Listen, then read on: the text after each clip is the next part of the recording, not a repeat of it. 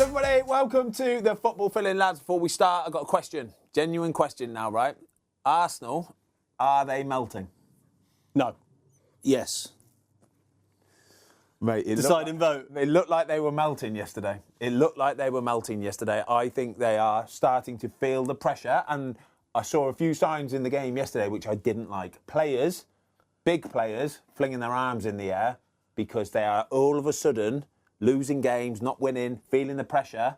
I don't like it. Do you know what I did watch on the post-match? I watched the extended post-match analysis, and it did seem the way they broke it down. There were one or two that didn't really want to show for the ball as much. I totally agree, mate. This is what happens when pressure comes. Then you really start to see different sides of people, don't you? They're not melting though. Well, it's debatable, that, mate. I think the sun's on the top of the glacier and it's starting to little Crystal drip Palace feed down. Yeah, that's him. But Man City would have looked at that game, and a manager of Guardiola's experience would have seen that and think, we might have got you here. Yeah. Exactly the points you make. It's the subtle bits. Not that, obviously, it were all effort, but the just little bits you spot and you think, maybe. I just think the noise in the media around Arsenal failing this season and not getting over the line is so loud now. Like, more than any other team. You know, if Liverpool were top, or if Man City were top, even if it was Man United top, then they wouldn't be making this much noise about it. But because it's been so long since Arsenal went and won the Premier League, it's almost like people are just so excited to see them possibly fail at doing it. I know what you're saying, and I think there is that history where they've been called bottlers or whatever it is, but they're going to lose games of football. Yeah, between now and the end of the season, they will lose games. But if you're Arteta and you've set your team up, obviously they've got so many games every week, but they've set the team up for the game. But he must be dreading going in a press conference because he knows what the first question is. Yeah. If they get beat or draw, whatever the circumstance, it's all coming back to mentality. And when Vieira's on the TV, first question they ask Arteta, Vieira said it looks like the mentality might not quite need to be where it is. It's the same question in a million disguises that until they get over the line, that's mate. Do you know what you said about the press conference? Yeah. So I was watching it, and I was watching it with my missus actually, and she's not into football, and she goes, "Why are they asking him such stupid questions?" Leading questions. And I'm like, stupid questions. Because he's the kind of fella that's going to snap on one, isn't he? Of course, it's leading questions. They want him. They're tailoring it in a certain way to get a certain answer. Even at the end though, when they go, "Still 4 points clear though," really condescendingly. Brilliant. 4 points is absolutely nothing. I have said multiple times this season, I still think Man City will win this league. I really do think they will. And I think this weekend it was as bad as it gets for Arsenal. It was as bad as it gets. And I don't think it helped actually having Villa playing in the 2 o'clock game, early doors, them winning, and that was a big win for them, by the way. That was like a statement win against Newcastle. Real tough place to go, and they dispatched them, really, to be fair. They did really well. And I think if you're an Arsenal player, you're watching it going, oh, no, we don't need this. It's getting a bit too tight, a bit too close. And then, obviously, couple that with the fact that Man United, new manager, new enthusiasm, everybody's absolutely buzzing. And Man United were buzzing. I'm going to say, probably deserved the win. They probably deserved the win, didn't they? Let me pose this one to you, though. So, this one shocked me last night. Arsenal's open play goals, percentage-wise, they're 17th in the league. I was going to say that would be tiny. They are set-piece FC, massively. Right, as a former set-piece coach, would that, obviously you'd be buzzing, but as a club, would you be bothered by that, or is it doesn't matter, with the goals are the goals? No, look, if you're the set-piece coach, you're waxing lyrical, aren't you? Let's be brutally honest. Who's that little Arsenal guy that's the set-piece coach? Yeah, he's like the highest-paid coach in the world, by the way. He is, but they're jumping up and down. I would love that job at Southampton. It were easy when you got Prowse's deliveries, but we didn't have the firepower to go and edit. What they've got is they've got Rice's delivery, they've got Saka's delivery, and they've got monsters in there that want to go and edit, and they cause absolute carnage. But the reality is, for all the strengths of that, both attacking and defending, when you're 17th in open play, I can't see how you get over the line. No, that's a worry. I think that's a massive worry. You can't fully rely on that all the time. You're going to come up against teams who are as good as you in the air. Like if you're playing against a Newcastle who have got a bunch of 6'5", 6'6" monsters, they're going to make it very difficult. So you're going to have to rely on open play goals. 17th is frightening a little bit to me. It really is. It's dismal, mate, isn't it? I mean, you would never, ever... I mean, look, we've got the guys behind the things here for the stats and all things like that, but I cannot imagine a team has ever won the Premier League with anything like that. I think the one I saw was, the last... Was it 13? I think 13, the last team to win it was, with so few goals. I think Lampard was on 13 goals. Oh, really? And, yeah, so they were talking about the comparisons there, because Gyökeres... It doesn't look like the guy, does he? And Jesus is... No, he's not an out-and-out striker. The thing is, Jesus can be magic for 2 or 3 games, but then he will just have that quiet period. I just didn't like, honestly, yesterday, I just didn't like the body language of some of the players. Like you say, not showing for some of the balls, not making themselves available. And then when things didn't go their way, Saka was throwing his arms up in the air. Declan Rice, after, who was it, a couple of weeks ago on camera saying, the same old and all. And you just think... Don't like this, lads. How about you all band together, yeah? My thing was, like, obviously, they were pushing. They eventually get the equaliser through the set piece, which were probably the only way they were going to get it. But if you're playing in that team at that point, if you're Raya at that point, and you know really you've done well to get a point out of it, or you'd got a point with 2 minutes to go, what are you as a leader saying at that point? Because I thought they lost all control again and thought, right, we can win it. Yeah.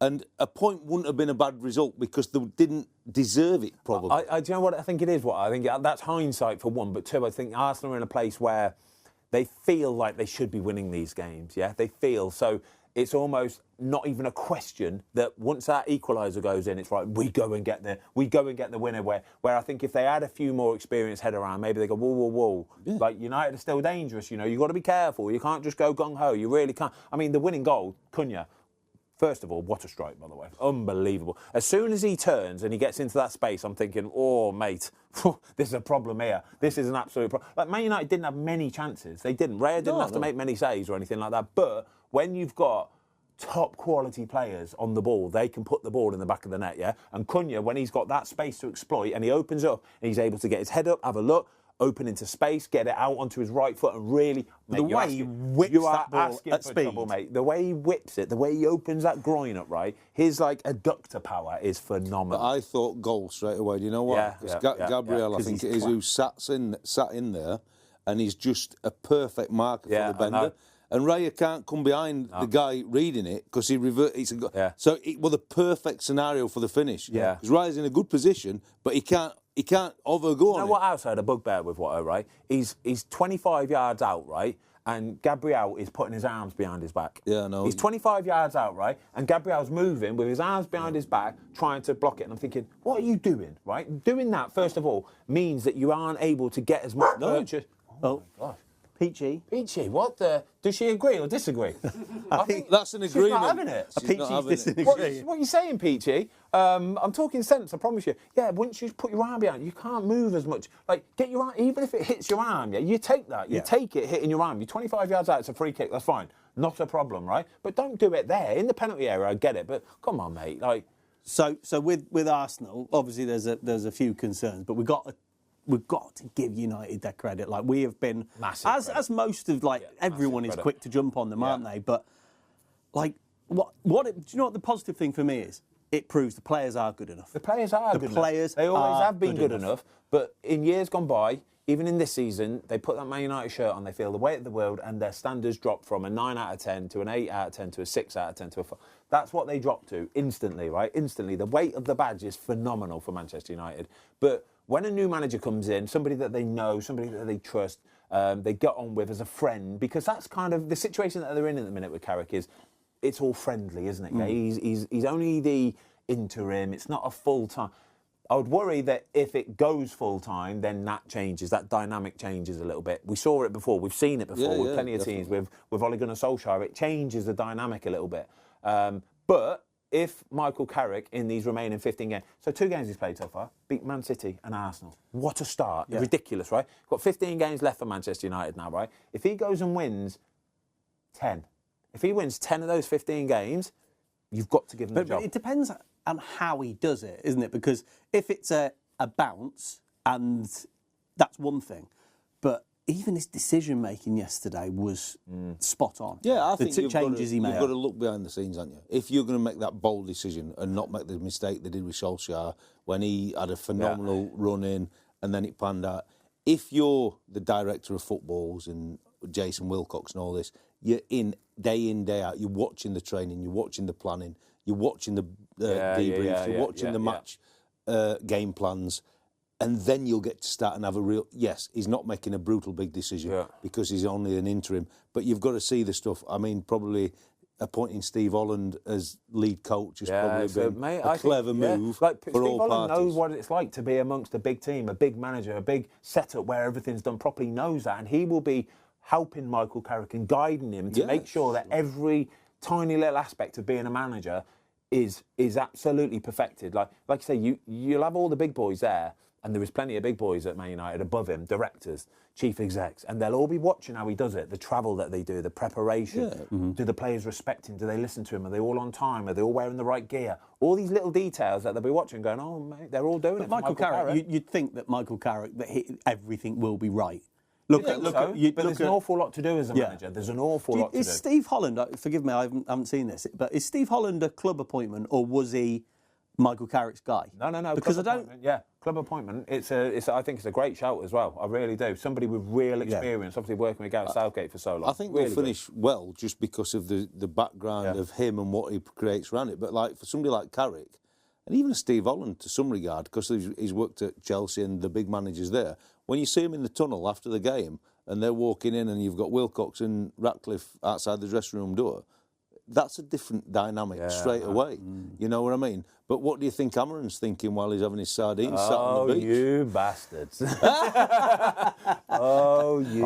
motherfucker. I'm going to open up cases on all you. Cheers, lads. Really appreciate this. Didn't see any of this in the year and a half that I was there. That's what he'll be thinking, Watto. It's exactly the what goals, though, I mean, that Dorgu goal was... there was an argument, it's not handball, is it? No, let's clear that one up. If that would have been stopped for handball, we might as well all pack it. Yeah. They were just fantastic goals. They really were. The pivotal point for me, the turning point for me, was the Zubimendi pass back to the goalkeeper where that changes the game completely. Arsenal 1-0 up at that point, and they were in the driving seat. They were asking questions of Lemens. Couple good saves from the goalie, to be fair, but they were asking questions, and then that goal goes in, and it just turns on its head. Yeah, it did. Completely. I wanted to ask you about Lemens. So. I guess no news is good news in the fact that he's not in the press. Yeah. We're not hearing loads about him. No. We're not seeing him make loads of mistakes. No. We're not seeing outrageous highlight reels either. Do you know what?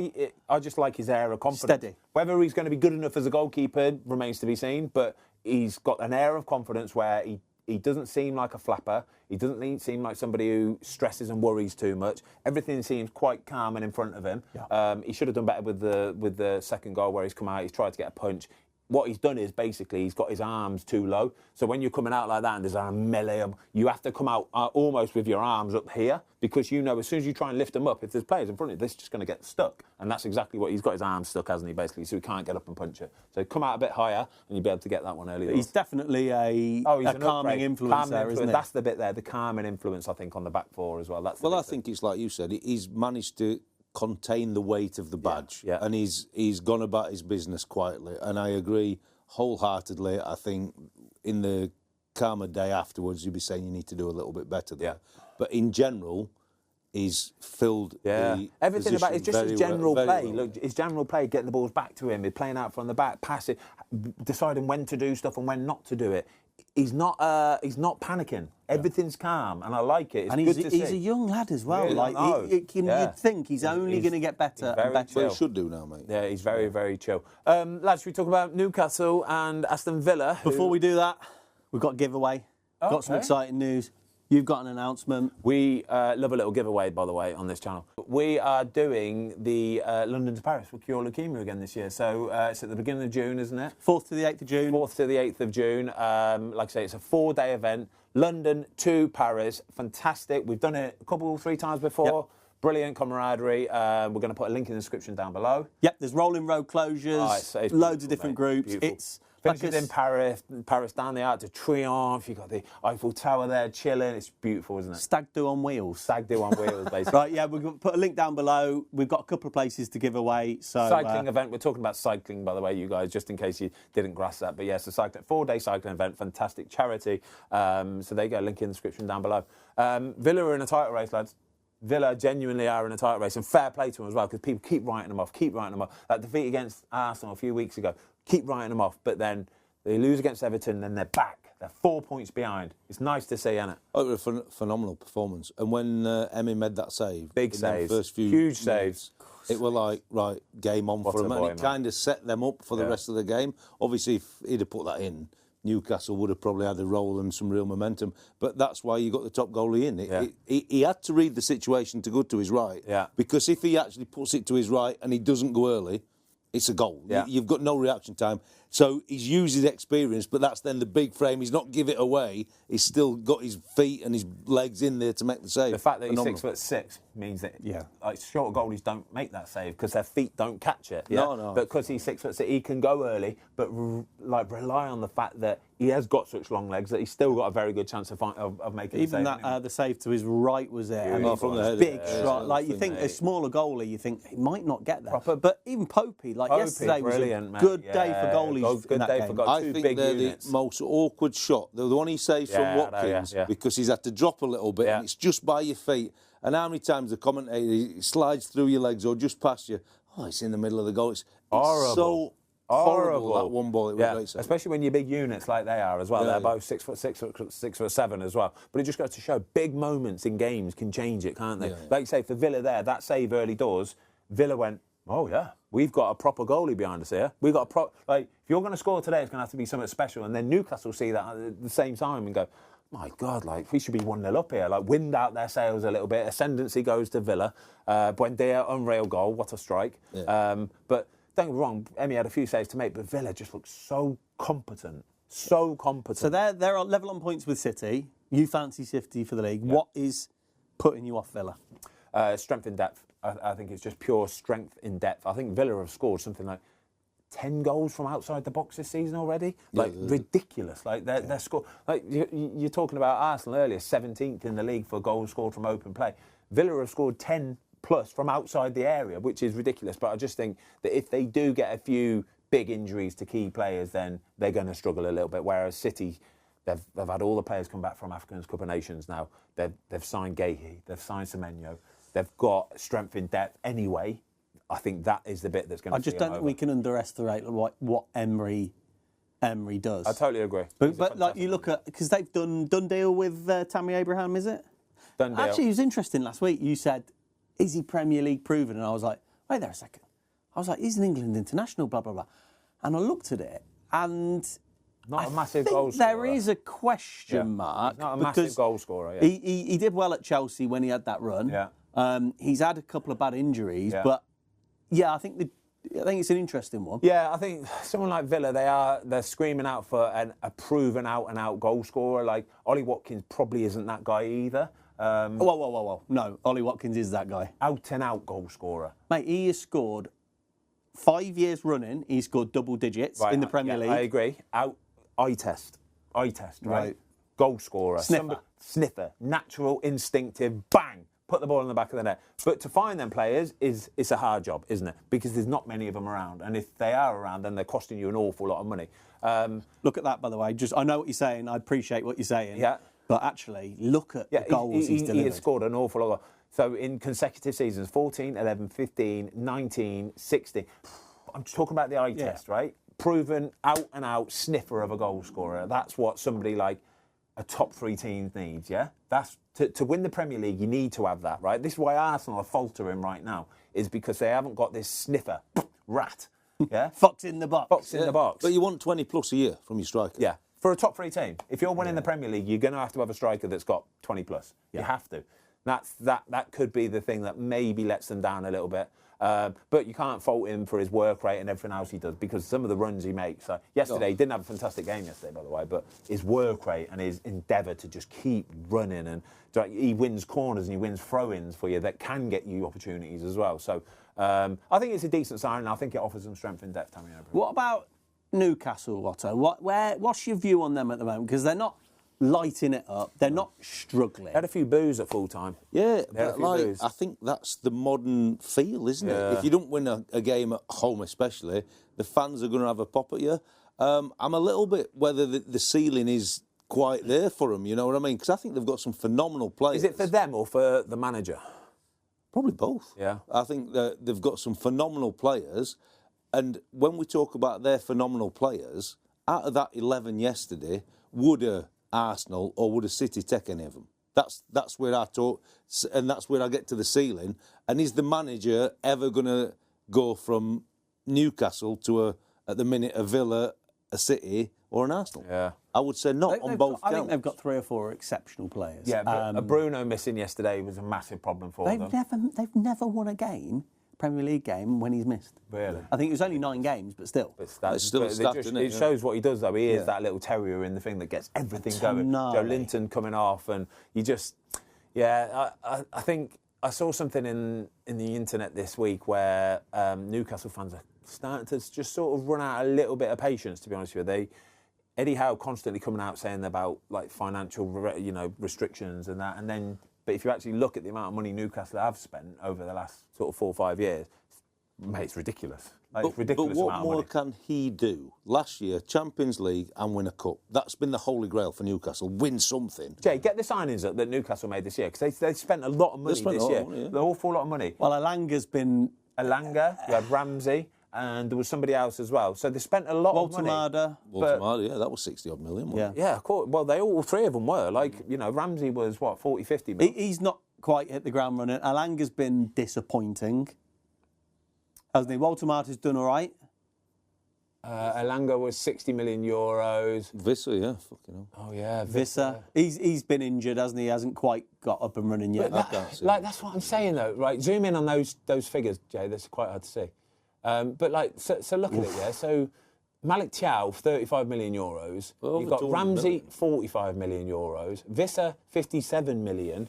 Elanga, 61. So that's mate. You get, if you get 5 players to spend 50-odd million quid on per player, yeah, you're expecting to have 5 players that should be in the starting lineup, right? But are you though these days? Yes, you are. It's 50 mil quid, these days. Yes, you are. Even for a team like Newcastle, yeah. If you spend 50 million quid on a player, they should be good to go into that starting lineup. They should be a regular starter. But he's still, they've probably dropped off in the league, haven't they? Look, it looks like they're going to get beat in the League Cup semi-final, but they've gone to the semi-final again. Yeah. I think they've got Villa away in the FA Cup, which is a tough draw again.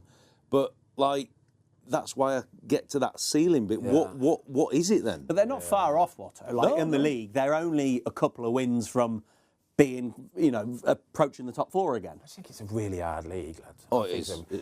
The money that's being spent there, look at that. How much money Newcastle spent there, but you're competing against everybody else trying to do the same thing. Yeah. It's not like they can do it, and Arsenal can't, and Man City can't, and Liverpool can't, and Villa can't. But everybody can do the same sort of thing. Well, that's the hard bit. Sorry for interrupting there, but Newcastle and Villa, whoever won, it's great for Villa. But then they've seen already what the business that City have done. Yeah. Like Guehi and Semenyo, they'd be going to both of them teams, no problem. They could get into any team in the Premier League, Guehi. And then that makes that difference for that top 3, top 2, and so really so when you're looking at money spent, so Guehi basically, 30 mil, yeah? I know he's going to cost an awful lot of wages, but Semenyo, what was he, 60-odd mil? Yeah. Yeah, so you're talking about the players that Newcastle have signed there. Them 2 that I've just mentioned from Man City get into any team in the Premier League and start week in, week out. And they wouldn't, those 2 players you mentioned, they wouldn't really consider Newcastle, would they? No, they wouldn't. Not from what they've done this season. They've got to a point where they've gone, we need to go to one of the top 2 teams in the... Well, look at Villa then. So, what's Emery's ceiling as a manager? My suggestion would be is that Emery as a manager could win the Premier League. He's got that about him. Whereas you look at Villa and go, what is Villa? So their turnover as a club, their potential spending power, I think their ceiling is here. Yeah. Unless there's a freak, a Leicester where they get it all together and they do incredibly well. Villa are operating above where they should be. Yeah, and they're overachieving. But can they really do that one step further? No, because they need about 3 or 4 more women's teams to sell if they were to try and do that. Yeah. But they can't go out in January. They can't go out in January and spend 150 million on 2 players. It's clever loans again for them, isn't it? And just trying to work it that way. But I think as a manager, he's the one who could win the league for them. Yeah, I think Eddie Howe has done phenomenal throughout the majority of his managerial career. Yeah. But it's a big question to say, could he win the Premier League for Newcastle? They're very similar statured teams, aren't they? They really are. Yeah. Newcastle and Villa should be. It's by the by, really, isn't it? When you look at it, like the game yesterday, I'm looking at it thinking, couldn't predict this. This too hard to predict. It really is. And in reality, both goalies played really well, but on the huge moments, the goalies defined the game, really. Yeah, they did, yeah. And then the bit of quality from Buendia saw them over the line. I know Villa get one late on. But it were interesting because, like, a lot of the teams work on the set plays, but Emmy, they obviously thought, we'll put him under a bit of pressure on the corners. No problem, Absolute doddle, mate. Honestly, this guy. Feigning injury is not so good, though, eh? I know, awful. But bear in mind, Newcastle team of giants, right? And for anybody, it's an absolute mission playing against that boy. And they made it an exact point to really put it on top of him. Bothered. Just coming out, whatever, cheers. Yeah, whatever, cheers. Just every time I was thinking, you're lovely, you are. Honestly, I love it. Before we move on to Chelsea Palace, which we've got there, can we do a little bit of relegation dogfight talk, please? Let's because do it. A couple absolutely huge wins at the bottom of the league, which has got everybody a little bit worried, even up to Crystal Palace. I think Crystal Palace will be looking over their shoulders now, right? I think they're 8 points ahead of Forest. I think now, up to Spurs. Of West Ham, sorry, right? And Leeds will be panicking, Forest needed to win yesterday, or else it is just completely on. Yeah. So West Ham winning. Up to Spurs, 28 points. Genuinely, everybody's going to be looking over their shoulder now, going, "Oh my gosh!" I mean, that was if Burnley had won. If Burnley had won, they were. Well, 17. They were in massive. It. Yeah, and Spurs obviously a point less. And I don't think Burnley are out. Probably they got 10 points. They're probably. I just think the ascendancy with West Ham, Forest, Leeds are still doing all right as well. But Leeds will be looking over their shoulder now, thinking, "Hang on a minute, we've only lost 1 in our last 5 games, yet we're still getting dragged down into it." Yeah, like West Ham have won the last 3. One's the FA Cup, 2 in the league. Yeah. How long does a manager need? Because Nuno, no disputing that he's a good manager, right? And he's come into a club in crisis, and it's taken him time, and it looks like there's some green shoots of optimism and play and everything else. And then you look at Spurs and go, well, Evie's getting booed every week, and the results have been unacceptable, but they finished right towards the bottom last year. So how long is long enough for a new manager, Watto? Look, I think at certain clubs it's different. Nuno had, 3 months at Spurs and gone. Yeah, that's the brutality of the league and of the big club. At a smaller club, without being disrespectful to Forest or West Ham, where he's at now, or Wolves, you can set them up in a different way. Yes, you want to compete and win every game, like every team, but you don't have to. And you can find a certainly different style, a more defensive setup. These top teams have got to be front foot and at it. And it changes your mindset. He's been phenomenal at your Wolves. He's turned the corner at West Ham and at Forest. He's a great Premier League manager.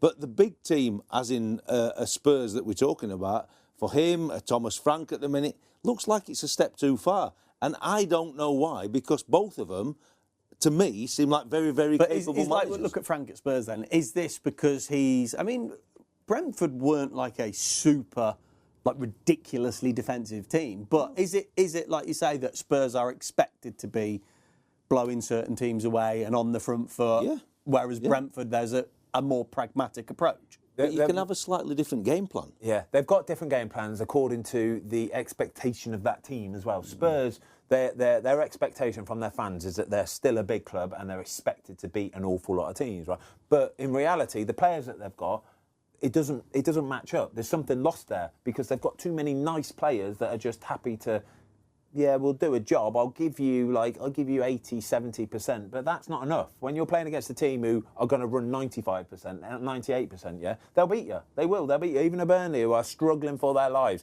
they will run. Well, they know they have to work harder than Spurs. They know that. They have to work harder in every aspect, right? They might not have the ability or the quality, but they have to work harder. And that will beat talent. hard work will always beat talent, and that's what we're seeing basically. Is the Spurs players just haven't got this fight in them. I was listening to the Saturday radio basically, and they were talking. A lot of the reporters who were doing the Tottenham game basically said that Tottenham got away with one, scoring that last minute goal, but the way they approached the game was as if they're good enough to just sit there and just pass, and eventually a moment of brilliance will win it for us, yeah? Well, that's... Instead of going and imposing and pushing. The post-match with Thomas Frank, he kind of beat around the bush. He was like, the start was great, the end was great, and he went, it's the bit in the middle, and you go, well, that's quite a big bit. There's a big bit, but that's my point too. Like Forest, phenomenal result. Brentford have been doing really well, haven't they? Really well under Keith Andrews. Yeah. That's a massive statement result.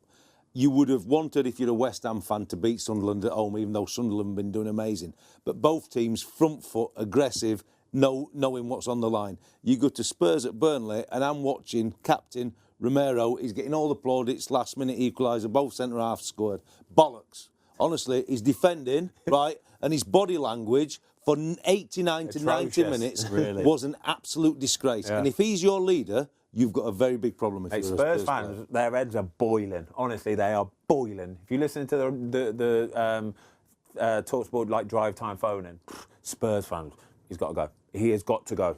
We've had enough now. We're going to get relegated. Genuinely, we're going to get relegated if he stays in charge. He's got to go. So I've got 2 questions for Watto. First, is Thomas Frank still the guy? Yeah, I've still got to go with him, mate. It's got to be something ingrained in that club because he had too much as a manager for me to fail there. Right. So it's just give him time. If he's not the guy, which it looks like there's different opinions to you, is there a guy? Who is the guy? Where'd you go from him? Well, let's have it this way then. So we've got the World Cup coming up in 4 or 5 months' time, and they're all talking about the 3 or 4 names for Man United. If Pochettino finishes USA, is that where they go back to? Because that's the best it's been, but won nothing. Yeah, I mean Champions League final and Champions League football, but Big An's got a trophy in the cabinet, mate. The reason why I think Spurs might do something unless results change is just for a new manager bounce, just to try and get a new manager bounce, because they're probably realistically 3 wins away from being safe. Yeah, if Spurs get 3 more wins, they're probably safe. So they might get to the point where they go, do you know what? If we can get a new manager in to just change the fortunes for the next 4, 5, 6 games or something, that's all we need to get us over the line. But it's such short-term thinking. Yeah. It's awful thinking. I think they've got to stick it out and get to the end of the season. I don't think you can chop mid-season and have all this. It feels like Poch might be the one. Well, you just said there, that feels like a fit, doesn't it? Yeah. Like the USA World Cup. Like what's he going to do with if USA do well in the World Cup? Great, but what is well for them in the World Cup? Quarterfinals, semi-finals? Wow. No, what I'm saying is, though, that is absolute best case scenario. If they get to last but he ain't going to do another cycle, is he? No, he's not. Well, I can't see it. But he's been what they've all craved, and obviously the disappointment when they sacked him. But he still won nothing. Yeah. I know he got all the way, but it's fine margins for everybody, isn't it? But, does he go back and it all becomes a bed of roses? I wouldn't have thought so.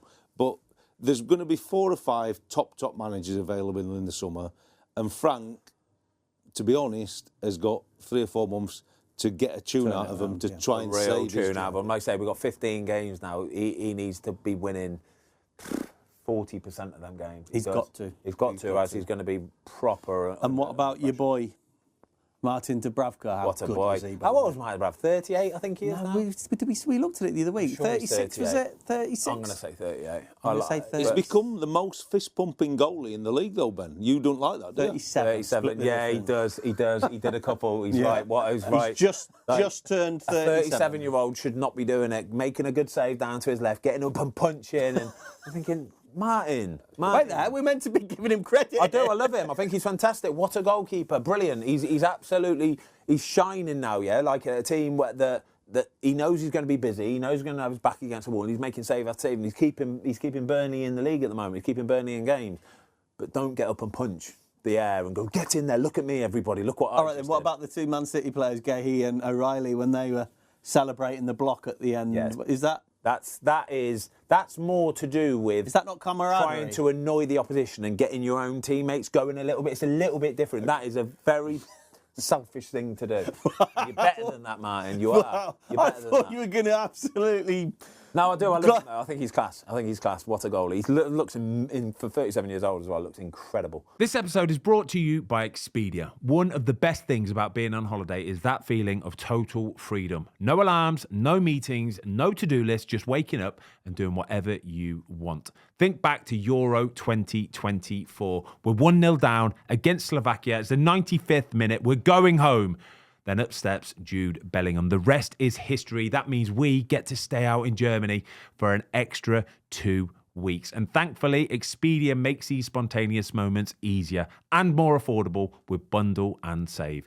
No matter when you book multiple items for your trip, flights, hotels, and car rentals, you can save. And if you're a member, you can book one part of the trip first, then add more right up until your last day of travel.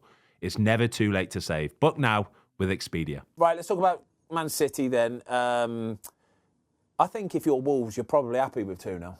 Yeah, my lad went up, actually, with his uncle for his birthday, and he was fairly pleased. Was he, yeah? Yeah, he was fairly pleased. He said they weren't too bad. Yeah. But, just from a City point of view, with Semenyo and Guehi coming in, is that kind of project rebuild done in terms of signings? It's 2 starting players. Guaranteed starting players. At the top of the Premier League, they're normally 100 million quid. Yeah, that's what they are. So them 2, for me, are absolutely fantastic. Guehi will probably be captain in another year or 2. He'll go off to the World Cup, hopefully have a fantastic World Cup as well. But 2 incredible signs. Semenyo, just the way he glides with the ball, right? And if he opens up and gets onto that left peg, all bets are off. If you, as a defender, are willing and happy to show Semenyo inside to open up on that left foot, you are asking for absolute trouble. He scored one and he hit one right into the top of the Schneiser, right? Yeah. And they got away with murder, but you cannot show him inside. That's the problem with real top players like Semenyo, because you end up showing him down the outside, and then he's still got a right foot to do bits and bobs with. I mean, he has hit the ground running, hasn't he? Yeah, he's the one, because he's a top player. But for City, they're probably a little bit disappointed. But I thought Wolves showed a good bit of fight, to be fair, and probably unlucky not to get a goal, because normally that game's you'd have a 3 or 4. So it's still, look, Wolves are going to get relegated, unfortunately, but it gives them something to hang on to. Yeah. They've hit a decent bit of form, and for City, they had to win, didn't they? Yeah. And just for them now... And they managed to rest Haaland as well, in fairness to him, because I watched him against Bodo Glimt in the week, and Haaland looked absolutely shot to pieces, tired, knackered. Played a lot of fun. Just leave me alone kind of thing. And I think he's good chance to rest him. Obviously killed everybody with FBL, because everybody would have had a best captain this week. My son had him as triple captain. Unlucky Louis. Does he need protecting from a physical point of view because he's so big? He is a big unit, right? And he's a powerful player. That as well a little bit, but also it's just the constant monotony of football. Like the Bodo Glimt game in the week, for me, probably shouldn't have even gone. He shouldn't have even travelled. Yeah, just leave him at home. Give him 4 or 5 days off, right? And say, right, mate. After the game last week, who did they play? City, Man United. They should have just said, mate, go away for 5 days. Yeah, just disappear. Don't ring us. Don't talk to us. Don't do anything. Just chill. 5 days. Take your mind off it, and then come back for this game or come back next week, and then we'll go again, sort of thing. But I think there's probably a few players that needed that, but him particularly, when he's such a big profile player, just get him away for a little bit. It's time on feet and travelling. Yeah, the travelling's what kills you. It does, doesn't it? Travelling, horrible, Watto. The post-match with Marc Guehi was, I found really interesting, because he was smiling. He looked a bit shocked when they said, how are you finding it? And he was like, I've got to get up to speed really quickly. There's so much demand in terms of positional, where to be, and you think he's playing a different team. Yeah, now, it's a different level now, isn't it? There's demands being asked of him that you wouldn't be asked at Crystal Palace. At Crystal Palace, you're captain, and your job is to stop balls going in the back of the net, and to help the team out as much as you can. But your main job is to defend, and when you get set piece, go up the other end and do a bit. But at City, they know they're not going to be under the cosh defending 24/7. They know that. They know his job now is to, when he gets the ball, get forward a little bit more as well, open up, make little passes, make movements, open space up, and it just takes a little bit of getting used to. But he's top class, so he won't. But that means, for us as England fans, you're going to take him to another level. Yeah, see the next 100% what you said about Palace. Look, occasionally he'd step in because that's what you can do. But at Man City, you've got to make it a numbers game in midfield, and you've got to be seeing all these spaces and positions. So obviously, if England dominate the ball against certain opposition come the summer, it'll be very good for them. If we stick to stick to centre-back chat, and I'm not one for like jumping on the VVD bandwagon because he has been world-class for a good few years now. But that first goal, like, that would worry me. If I was his manager or a Liverpool fan, like, Fozzie, talk me through that, because the kind of almost laziness in which he tries to... What's he trying to do? Control the ball there, or...?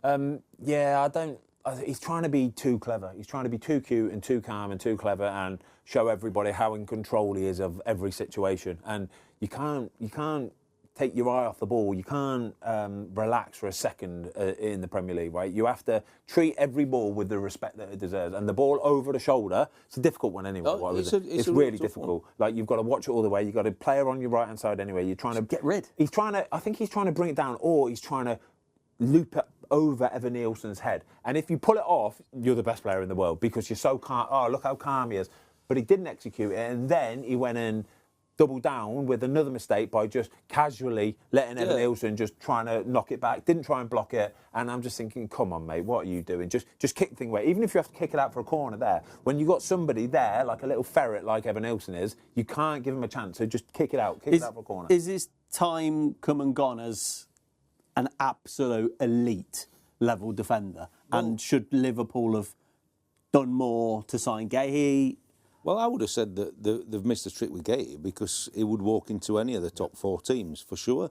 Look, Van Dijk is a phenomenal player still, but he's got a phenomenal mentality to want to bring it down, do a trick. For me, with the secondary part, the body language and the effort to stop that cross, it's not good enough. No. And then the next goal, they've got 10 men on the field for about 5 minutes. If I'm captain, I'm saying kick the ball out. We're 1-0 down. Let's get the second sub on and knock it at source. And then obviously the winner, he gets trapped up with his own guy's legs. But be aware and be strong and clear yourself for some space. When you had him at Southampton, Watto, was he always that type of player where he would look to bring that down, or would he just put his foot through it? I think playing at Southampton, he clears that ball. Because look, in training, I mean, Rolls-Royce, do whatever you want, but he's not going to try and bring that down in our 18-yard box at Southampton. You might try that in training, you ain't trying it in a Premier League game. No chance. Not away at Bournemouth. I don't think so. But even if he did, there'd have been some reaction to stop these secondaries, you know what I mean? It's the second goal for me. I agree with you, the second goal for me, they were doing a load of analysis on it, and they were blaming Slot, basically, weren't they? They were half blaming Slot, saying that, this is sloppy from him, like, they're down to 10 men, like, get the ball out, or blah, blah, blah. And I'm thinking, hang on a minute, like, the players had the opportunity to do that. As captain, right? You look around, and it's a goal kick, and you go, wait, we need to get this out, then we'll get 11 men on the... And then we can reassess. Well, even Alisson as a leader. Mate, good exactly down. Hamstrings gone. Right? Don't just carry on playing. And I just think that's so sloppy. You can't blame the manager for that like that. Players have to make decisions themselves in game. I think that's part of football nowadays that we're losing that so much. Back in the day, you used to trust players to be able to manage moments and games and make big decisions. Nowadays, it's almost like they're looking to the bench to wait for them to tell them what to do. You just think it's obvious what you need to do. Isn't it amazing the difference a year can make? Because this time last year, every week we were talking about Trent, VVD and Mo, right, leaving, and who should they sign, who should they throw the kitchen sink at, and we were all basically saying, Virgil and Mo are so important. You fast forward 12 months, and if you were a Liverpool fan and you went, he could go to, I don't know, Serie A, he could go to Saudi, would you probably go, go on then, for both of them? Do you know what the amazing thing is? That all 3 of them are struggling now. Like, all 3 of them are really struggling. Trent struggling to get into the Real Madrid team. I know he's had a few little injuries, but still struggling to get into that Real Madrid team. Virgil's nowhere near the player he was this point last season. Mo Salah, all sorts is kicking off with him. Like, it's mad, isn't it? If you would have had a crystal ball, you would have never said that the 3 of them would be in this situation.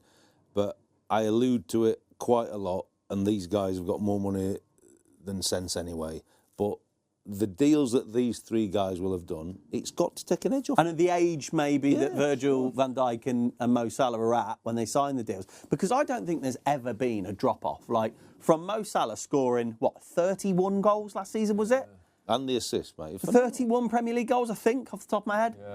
Right, to this season, he can't buy a goal. This is honestly. This is I know he's been away, but it's why clubs are so wary about giving contracts to older players. yeah. And big, like, these are big earners as well. Like, you'd like to think that probably they're both on 300 grand a week, right? And if you go giving them 2 or 3 year deals, then I don't know. I just think you get to that point, you finally sign it, and you go, right, that's me done. But there'd be nothing. That's me done. But there'd be nothing to suggest. I know what you're saying, but there'd be nothing to suggest that they. Not them personally. Yeah, but this is what I'm saying. I get it. There's nothing to suggest personally that they would down tool, not down tool, way. but have a drop off, right? There's nothing to suggest it except the hundreds of players before them that have done the same thing. Yeah, them personally, their character suggests to me that they wouldn't do that because they are utmost professional. But we have seen it so many times, haven't we? Yeah. That big name players who haven't necessarily got the best contract, they sign that big deal and then boom, the drop off is phenomenal. But the problem now is that their contracts both expire in 2027, and reportedly there's 750 grand's worth of wages per week between the two of them. That is going to be restrictive to Liverpool. Yeah. Well, that's the reason why they couldn't sign Guehi, wasn't it, apparently, that he wanted 300 grand a week. And they actually made a point of saying, like, it doesn't fit our structure. And I'm thinking, are you taking the piss? It doesn't fit our structure. If you're honest, and on current performances, when this season finishes and they've both got a year to go, Liverpool cannot get to the same situation again that they're both out of contract. So if there's any kind of opportunity. Well, listen, unless they're willing to take a massive haircut on their wages, right? Yeah, the only reason why they don't do that is if they go Saudi. There's only one place they can do. There's only one place they can do if they don't want to compromise their wages. Liverpool will be open for a bit of that. Yeah, and they'll end up for with at least one of them. And they'll end up with a good transfer fee from Saudi as well. Yeah, exactly. Yeah, if they could get 40, 50 mil for Mo Salah and probably the same for Virgil van Dijk, you're taking it probably, aren't you? Because that's the only league in the world that money's coming from. Yeah, it is. Yeah, I agree. Yeah, but yeah, fair play to Bournemouth, by the way. Fair play. Like they're just little ferrets. Yeah. They needed it because they have been patchy. No, they have been. I agree, but they're a team of hard workers. They're a team of actually some really good players in there still. And I know the team has been decimated and changed and chopped and all this, but still a team of really good players. Yeah, it was a good win for them. We spoke about the two goalies in the Newcastle Villa game. I want to speak about the two goalies in the Fulham and Brighton game because I want you guys to break down the Iari goal. Great strike, but could Bernd Leno do better? Yes. Simple as that, really, basically. He could do better. It just goes through his hands, basically. He moves, but he doesn't really commit to getting his hands. Was he a bit low? Because it looked like... Yeah, his body was a bit low and his arms were almost twisted up, and I think that's always the hard part, isn't it, really? Yeah, he's collapsed underneath it rather than a plant with his feet and drive into it to extend into it. He almost like fell into it, didn't he? It's such a poor goal. He'd be very, very disappointed, but not as disappointed as Verbruggen with a winner. No. That is so bad, I can't even tell you. He's done, do you know what he's done, right? He's got too invested in getting his feet across that he's forgot to push off. Yeah. He's forgot to push. He's just running, basically, and he's not even really running. And he's there, but he's not really got off. You have to, at some point, have a little push. Yeah. A little push, and get yourself going, and then it's an absolute... It would have been a doddle. It should have been a doddle save for him. Our mate Marc Goldbridge would say something about Poppadom hands if he was here. That's not the reason why he don't save it, is his feet haven't allowed him to make the save. Yeah? If he gets some real good feet and a little push, he gets it, but at no point does he push off. At no point. He's still running, and his arms are up there, and at that point, it's... I think as it's travelling, that ball, he's thinking, I'm making a really good save. Yeah. Comfortably, a good save, and I'm going to earn my team a point. And all of a sudden you see him laid on the floor and the fucking ball's in the goal and he's gone... Late on as well. What has happened here? Late on as well. It was that easy for his ability. Yeah, late on. I tell you, did you see and not that he cared, he just scored the winner. The Harry Wilson knee slide. Yeah. The dreaded bang. Stick your knee into them, mate. That must hurt. Yeah, it does a little bit. But you talk about free transfers, he's in a good position. Isn't he just, mate? Isn't he just? Yeah, mate, That's why he just keeps adding another 10 onto his weekly wage. Every week where he scores another goal, that'll be another 10 a week. That'll be another 10 a week. Thank you. Yeah. We've got one more game to go, lads, and then it's the quiz, by the way. What game we got to go? We got Chelsea. Palace. We didn't do Chelsea Palace. Let's get Chelsea Palace done. Brenty's doing all right, isn't he? Brenty's absolutely on flames. Then we've got the quiz. But in fairness to them, right, Chelsea are doing really well. They're doing really well. Apart from that cup match against Arsenal where they got absolutely popped, They're doing really, really well. And it's probably a really good time to play Crystal Palace, actually, because their world has just collapsed inside of them.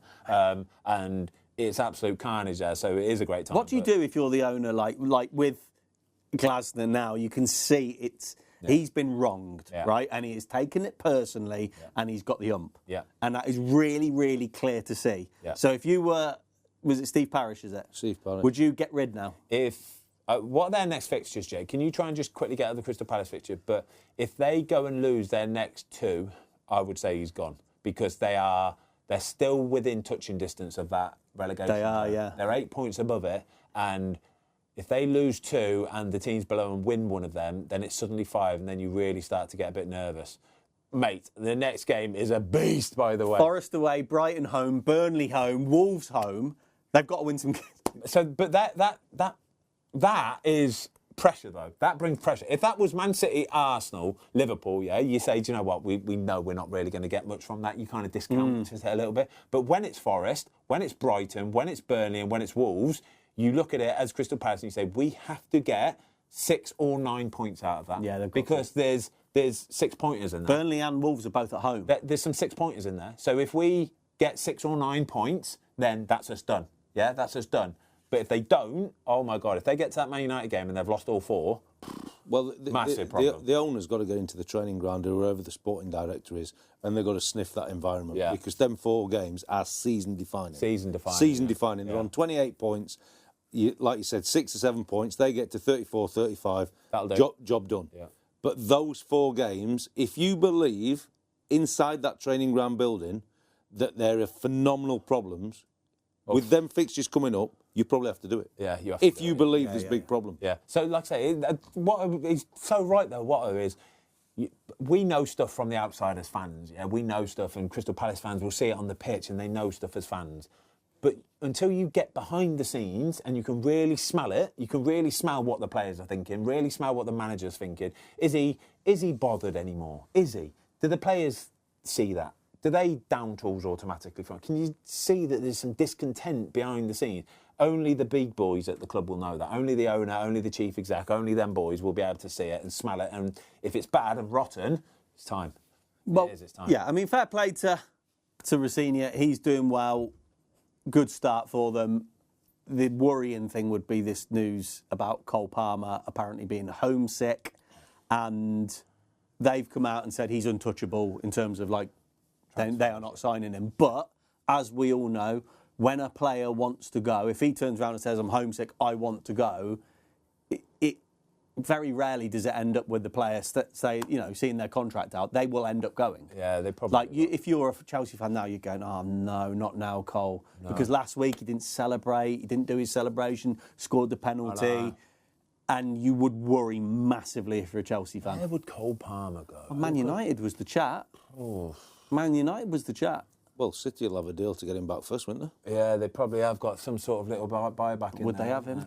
I know that sounds ridiculous. No, it's another question, but isn't it? where would he fit? Where would he play? Gosh. Man United.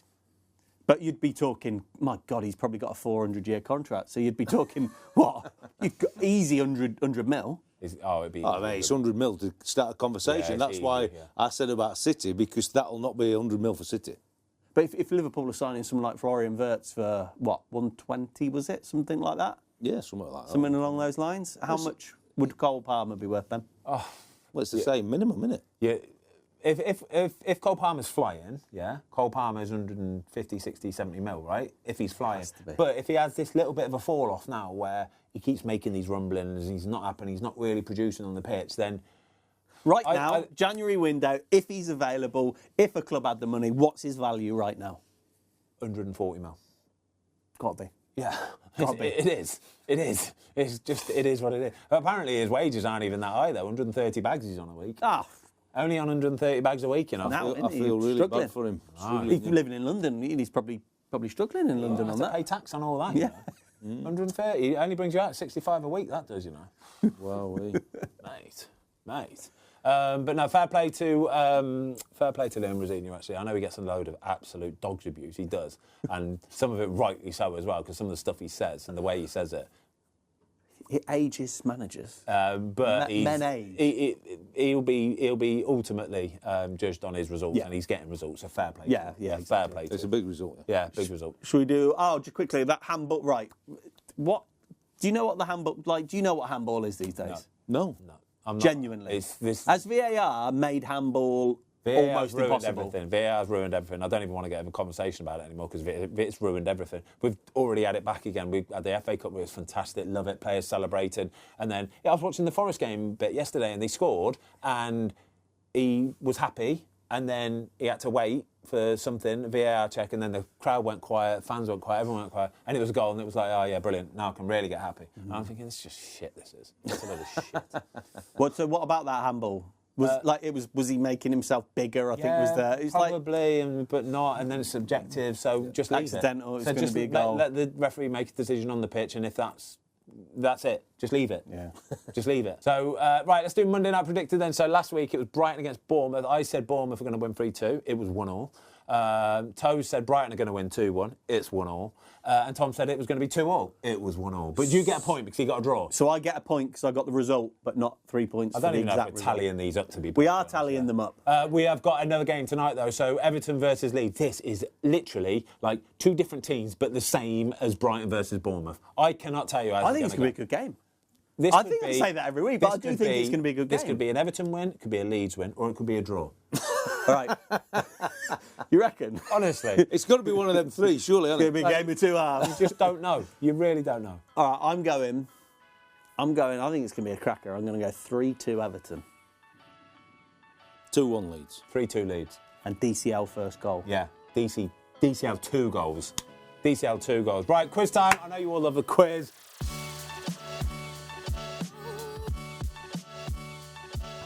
Hello everyone, welcome back to the quiz. Did you just have a look at my questions there? Never. Okay. Scores on the doors. Tom, you're sitting top of the tree on 7. Watto, you're on 5. Toes, you're on... Ben, you're on 4. Hey? Toes is also on 5. So are we ready? Me and Peach are winning the quiz today, just saying. Tight, boys. Yeah. It's tight. Quiz went well last week, so I'm going to be firm on the yellow and red cards, okay? Really good. Yeah? Okay. Just setting it straight. Hey, a line has been drawn, Watto. Yeah? No influence with him, please. Yeah. Okay, mate, no problem. Question 1. What player scored the first goal in Tottenham's League Cup win over Chelsea in 2008? Dawson. No. Woodgate. No. Oh, He scored the Ledley last King. goal. No. Oh. All back in. What player scored the first goal in Tottenham's League Cup win over Chelsea Bentley. in 2008? No.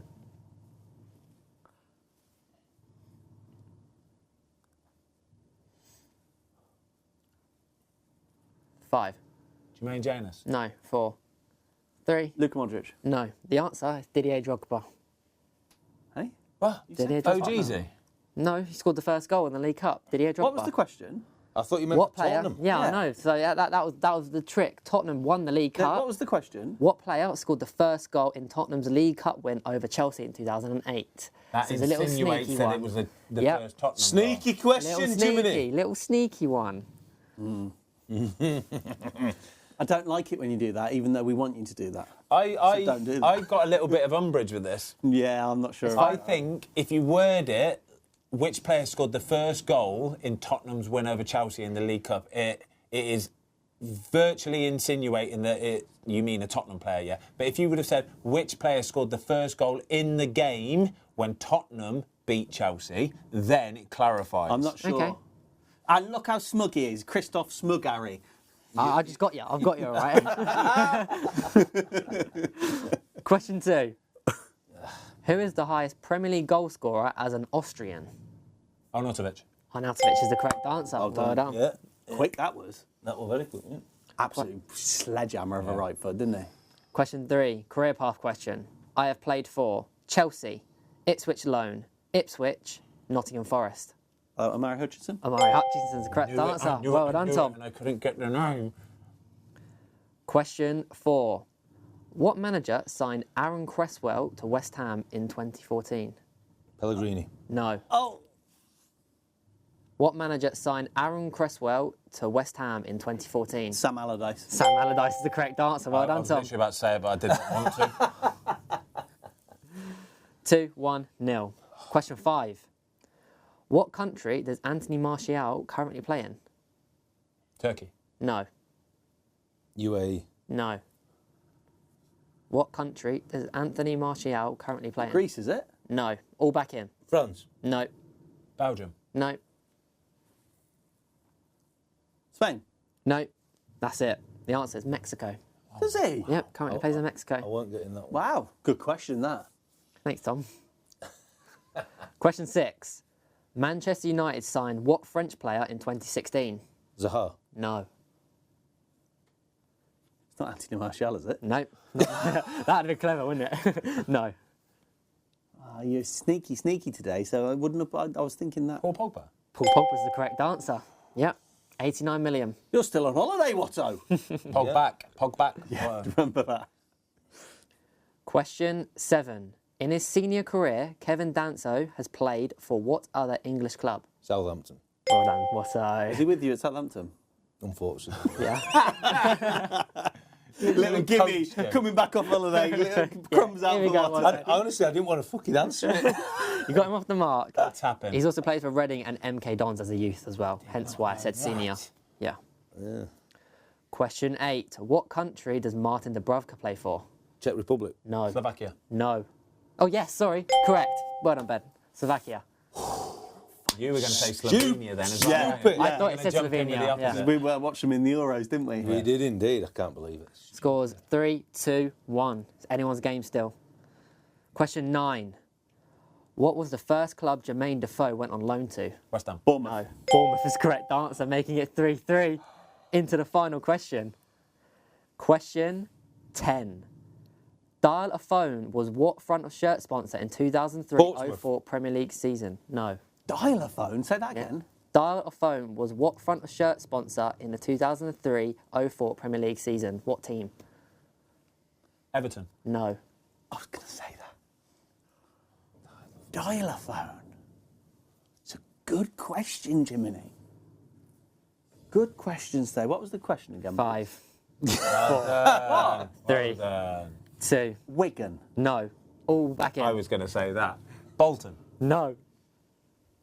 I'm going to say Birmingham, but those No. were different. Wasn't Birmingham.